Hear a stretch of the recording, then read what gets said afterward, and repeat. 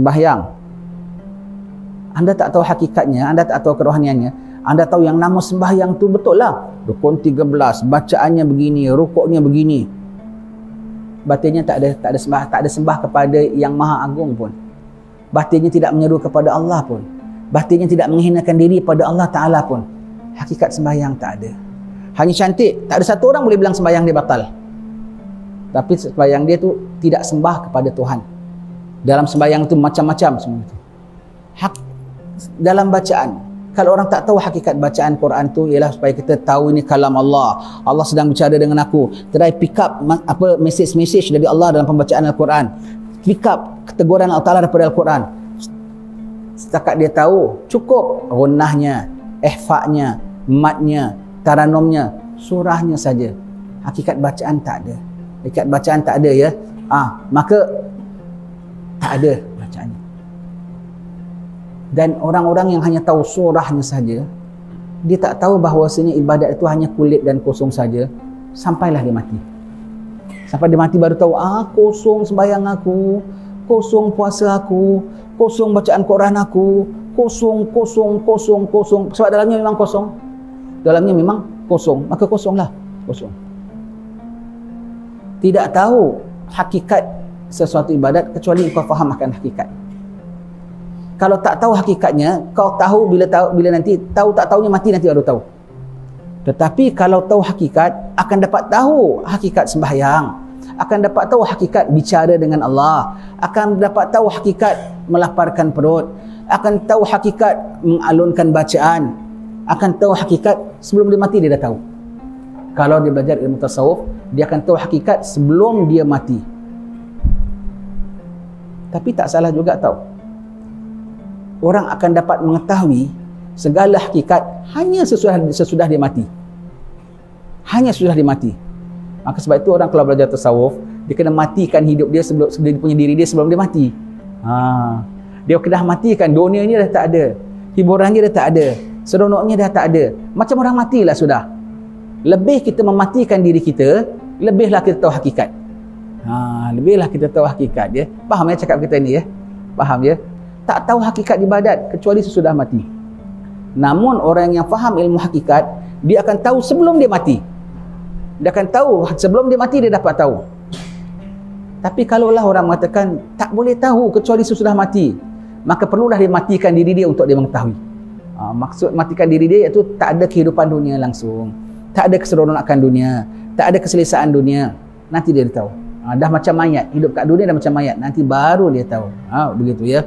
Baik. Jadi tidaklah semua ulama fiqah tahu tasawuf tu. Kau tanya rukun sembahyang, dia boleh jawab. Kau tanya tentang bacaan-bacaan, hukum-hukum tauhid dalam bacaan, dia tahu. Allah. Kalau dia punya rukuk, kau boleh pakai angle tengok berapa tepat dia rukuk. Tapi hakikat dalam sanubarinya tidak ada. Begitu, ya. Orang faqih tak mestinya sufi. Tapi orang sufi tak boleh tidak semuanya faqih. Tengok Wahabi tu tak ada hukum. Dia sembahyangnya asal boleh. Sekejap dia bilang batal, sekejap tidak batal. Sekejap bilang bid'ah, sekejap bilang tak bid'ah. Kalau kita dia bilang bid'ah pada dia tak bid'ah pula. Alamak, dia punya syariat pun tunggang langgang. Pasal dia tak ada tauhid. Sebab itu fiqah pun Tuhan tak berikan kepada dia. Fiqah pun tak boleh. Sembahyang ni sebab tu tak ada pakai niat. Tak ada, nama itu tak ada. Alamak, kan tak sah sembahyang begitu, ya. Allah, pasal tauhidnya tak ada, maka fiqah pun tak dapat. Fiqah pun tak dapat. Tauhid ada, Allah beri fiqah. Fiqahnya senonoh, Allah berikan tasawufnya, begitu, ya. Baik. Jadi ilmu tasawuf tu zahirnya, ilmu fiqh tu zahirnya, ilmu tasawuf tu baru dalamnya, dan ilmu hakikat tu adalah intipatinya, perahannya. Begitu, ya. Jadi ini kita belajar. Kelebihan orang-orang yang mengajar ilmu, subhanallah. Ini semua ni. Jangan malas. Jangan belajar kat sini boring. Asyik nak minta keluar, minta teringat tengok sepupu-sepupunya pakai t-shirt, pakai begitu. Kau kepingin nak jadi begitu? Kau tak nak yang Allah offerkan ini daripada untukmu, dan tak dapat, sepupu anda tak dapat. Tak dapat yang apa anda sedang ditempa oleh Allah Subhanahu Wa Taala. Yang ada budak bapaknya hantar madrasah, apa muka boring aja, tak happy saja. Dia rasa dia sekat kebebasannya, dia rasa begitu. Kau tak tahu kalau nikmat, sepupu kau tak rasa pun begini. Jiran kau tak rasa pun begini. Bersyukur pada Allah Taala. Jadi hamba Taala. Tapi sini tak bebas. Memang betul lah. Nabi dah bilang, dunia adalah penjara orang mukmin, penjara orang mukmin. Kalau dalam dunia kau bebas sangat, tak rasa penjara, kuranglah kau punya mukmin. Lebih kau rasa terpenjara, lebihlah kau punya mukmin. Begitu ya. Ini anda semua yang budak-budak student di sini semua dalam proses nak mengecapi ini Allah Taala punya janji-janji untuk orang yang mengajar ilmu, orang mengajar ilmu agama ya. Maka jadi budak jangan tak terima abahnya hantar sekolah madrasah saja minta nak berhenti, nak sekolah, nak begitu, nak keluar. Kalau nak gitu apa kita nak bikin? Halaukan saja, keluar sekarang juga. Keluar juga. Tapi PKP tak PKP, boleh kau keluar, kau kena saman kah apa semua umpamanya ya. Pasal tak menghargai bidang ilmu ya. Alim-alim lama dengar gini macam nak menangis. Tengok Habib Abdullah bin Syihab, guru Habib Omar tau, dah wali tau ya. Dia dengar kita tentang ziarah, dia dengar kita bilang kita belajar Darul Mustafa. Kau belajar Darul Mustafa, alangkah untungnya. Aku ni dah tua, aku tak daya nak jadi santri Darul Mustafa. Kalau aku masih kuat dulu, ni aku dah tua, aku nak belajar sana, nanti orang kena pimpin aku, kena apa semua. Kalau aku masih bayi-bayi kamu, aku belajar, kurang belajar betul-betul ya. Aku ingin nak jadi santri Darul Mustafa, belajar dengan Nabi Omar. Tak dayanya aku. Allah, dah alim, dah guru kepada Habib Omar, kepingin nak jadi muridnya Habib Omar. Allah, sampai begitu ya. Anda semua ni, kita semua murid Habib Omar ya. Semua yang baca dengan kita, semua saya daftarkan sebagai murid Habib Omar ya.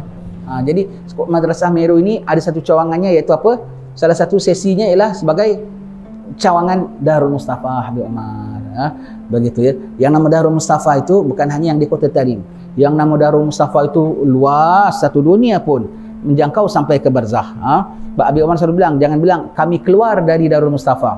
Katakanlah kami keluar dengan Darul Mustafa.